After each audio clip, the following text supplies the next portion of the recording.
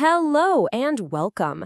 Today, we're going to gently step into the worlds of two wonderful stories, Weslandia and The Circuit.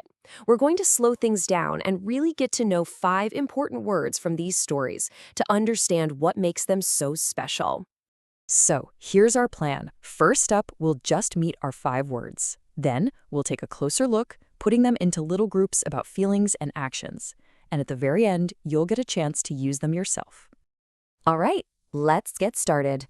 To begin, we'll just have a quick look at the 5 words we'll be spending some time with today. Okay, here they are. I'm going to say each one nice and slow. First, miserable. Then, thrilling. Recover. Instinctively. And our last one, savoring. You can already hear it, can't you? Each one paints a very different picture. Let's dive into our first pair of words. These two are all about describing big, powerful feelings, and they couldn't be more different from each other. And the first word we're looking at is miserable. You know, even the sound of that word feels a little heavy, doesn't it? And its meaning is right there with it. To be miserable is to feel deeply unhappy or really uncomfortable. Let's see how this shows up in the story Weslandia. Wesley's mother says this because he sticks out. That sentence just perfectly captures that deep unhappiness that can come from feeling different. You know, a great way to understand a word is to see what it is and what it isn't. So words that mean something similar, we call those synonyms, are things like unhappy or gloomy. But the total opposites, the antonyms, are words like cheerful and joyful. A huge difference, right? So that gets you thinking, doesn't it? Why do you think someone might feel miserable in a new place? And maybe more importantly, what could help them start to feel better? Okay, let's do a complete 180. We're going from miserable all the way over to thrilling. This word just sounds full of energy, and that's exactly what it means. Something that is exciting and pleasing. Back in Weslandia, this is how Wesley felt about the unknown. For him, the chance to create something brand new was a truly thrilling adventure. Other words that have that same kind of energy are exciting or breathtaking. And the opposites? Well, they're exactly what a thrill is not. Boring, dull, or uneventful.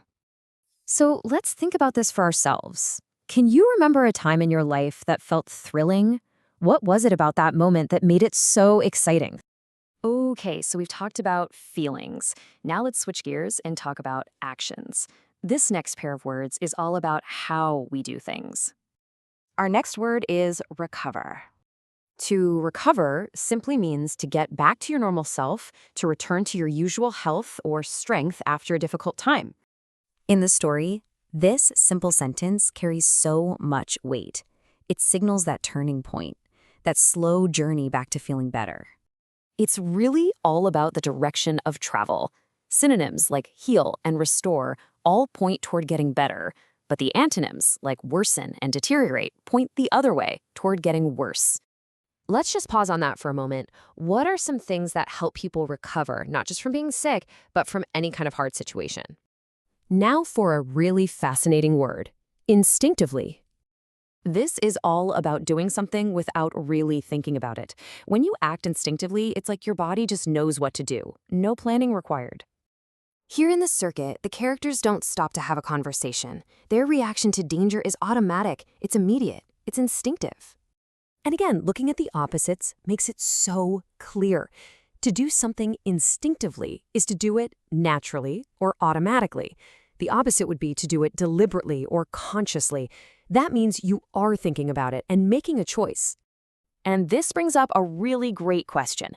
We often talk about animal instincts, but what about people? Do humans have those same kinds of automatic reactions? Okay, let's move on to our final word. This one isn't about a big, sudden feeling or a quick action. It's about something much quieter and more focused. And our final word for today is savoring. Such a lovely word. The meaning is simple but so powerful. To savor something is to completely enjoy it, to take it in slowly and fully appreciate it. This example from The Circuit is just perfect. Notice it's not about savoring food, but savoring a thought, a moment of pure peace and quiet. This comparison really gets to the heart of it. To savor is to relish and cherish a moment. The opposite? to rush through it, or worse, to ignore it and completely miss the experience. So this makes you wonder, why is it so important for us to savor those good moments? What does that actually do for us? Okay, you have done a great job exploring all these new words with me. Now it's time to put what you've learned into practice. On the screen, you'll see 5 sentences, and each one has a blank space. I'd like you to pause right here and see if you can fit our 5 words, miserable, thrilling, recover, instinctively, and savoring, into the right spots. Take your time. And we'll end with this final thought. It's not really about memorizing definitions, is it? It's about how learning just one new word can open up a whole new way of seeing, describing, and understanding the world. Something to think about. Thanks so much for joining me today.